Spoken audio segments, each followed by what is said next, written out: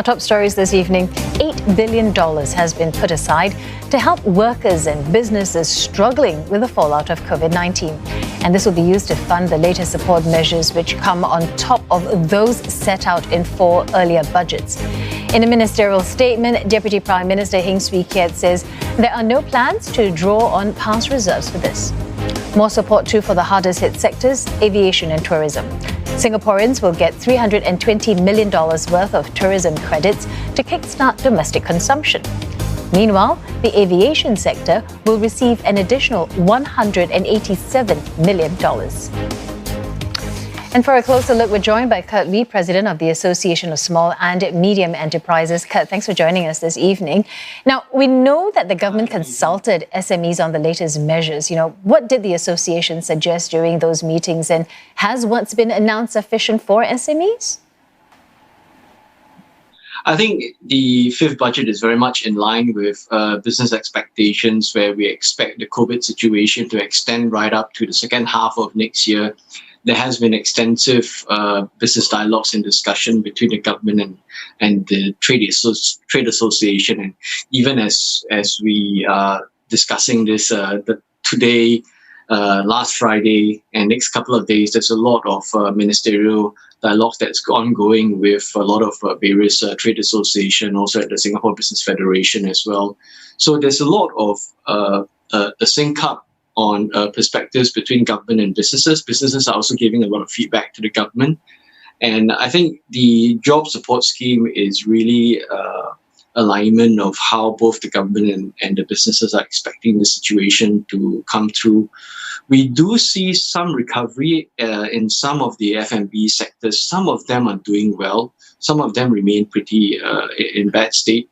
Over the next 6 months, we do expect, especially the next 3 months, we do expect a lot more companies to call it a day. But it doesn't mean that they are permanently off the charts. Some of them are looking at maybe a 6 or 9 months view, and they feel that it's no point for them to push on in the short and medium term. But I think some of the brands that may shut may come back in the longer term scheme of things. And so we do expect more wind up. We do expect more retrenchments that will be ongoing. If you just take a simple rule of thumb where social distancing, thereabout limit your top line at about 60%, you can generally expect businesses to want to cut costs by about 25-35%. Kurt, the job support scheme will be extended, covering wages paid up to March 2021. It's not given directly to workers, though, but the funds are going to be given to companies to save jobs. What can SMEs do to ensure that businesses are making the best use of the JSS during this time to benefit workers? You do have to bear in mind that, for businesses, it's not just wage costs. There are also operation costs, there's rent, there's utilities, there's other overheads as well, right? So the wage costs does not actually, the job support scheme does not actually cover that percentage of the total businesses' wage costs. And some of them have to try and reduce various cost components.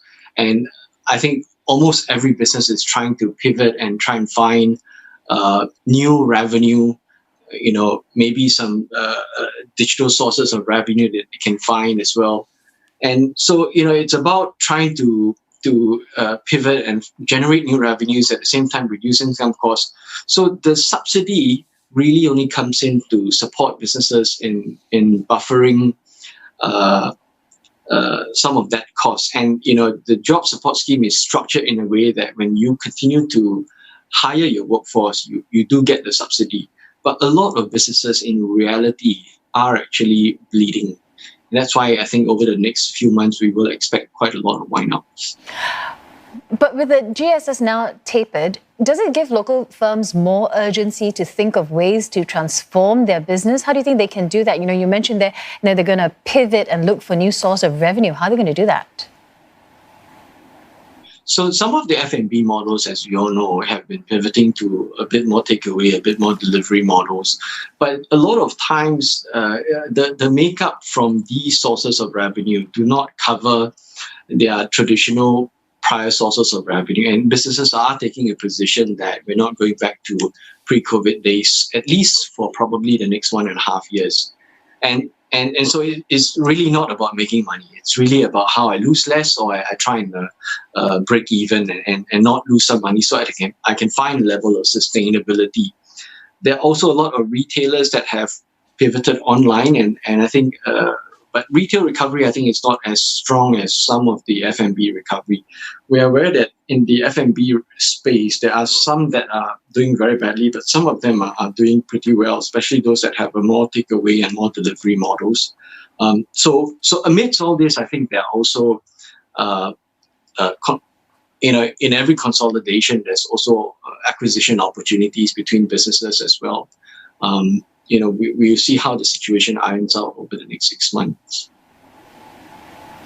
Kurt, thanks very much for speaking to us. Kurt Wee, President of the Association of Small and Medium Enterprises.